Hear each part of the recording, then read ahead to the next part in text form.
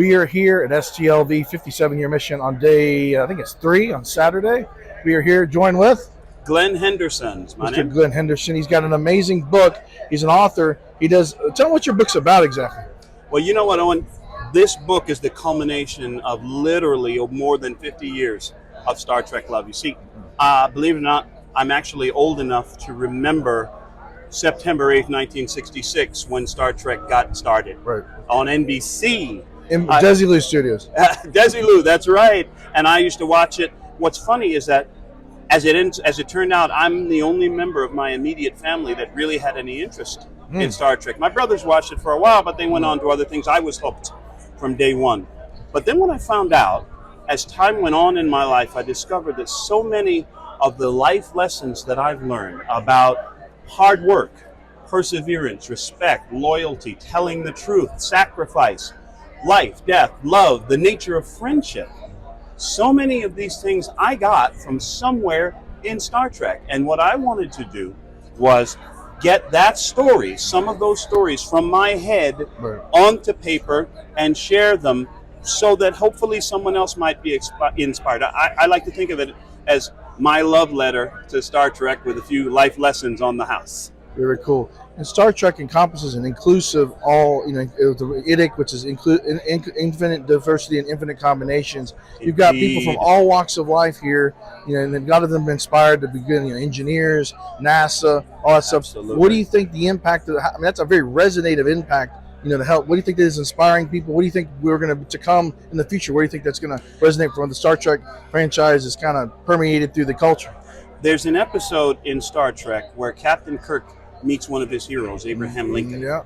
Abraham Lincoln, President Lincoln, meets Lieutenant Uhura, and he says, a charming negress. And he apologizes and he says, I don't mean to offend. On the bridge. Yeah. On the bridge. Right. I don't mean to offend.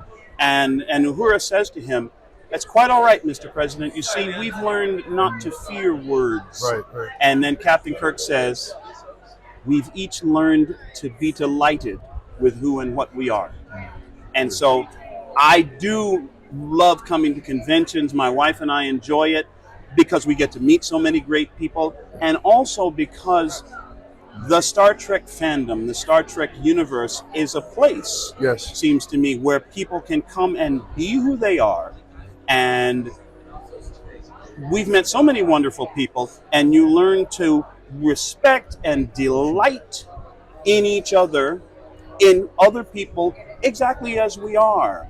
And there are so many examples of that. You mentioned one of my favorite quotes from Star Trek is from that other episode that you were talking about, where Spock and Dr. Miranda Jones are saying their farewells. Right. Dr. Jones says to him, I understand now the glory of nature is in its infinite diversity. And Spock responds, and in the ways those differences combine to create meaning and beauty.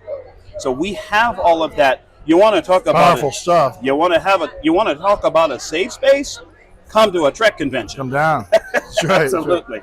So Star Trek is now coming up on this 57 years. 57 years. You've got, a lot of the original cast is no longer with us. You've got Mr. Shatner is alive. Hopefully he's alive to be 120. And you've got some of the original actors will be, I think Shatner's going to be here tomorrow. Wow. George Takei and Walter Koenig are here.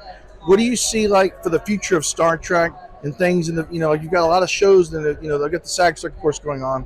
But after that settles, it will settle because time always heals everything. What do you see the future of Star Trek? And Jim, what would you like to see for it? In the first place, you talked about Mr. Shatner, Mr. Takei, Mr. Koenig, Ms. Nichols. Right.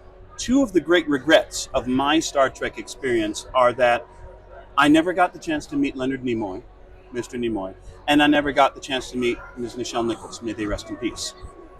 Part of the reason I wrote this book, and I am coming to your question, part of the reason why I wrote this book is because I began to sense that perhaps some of the original stories were not being told as much anymore.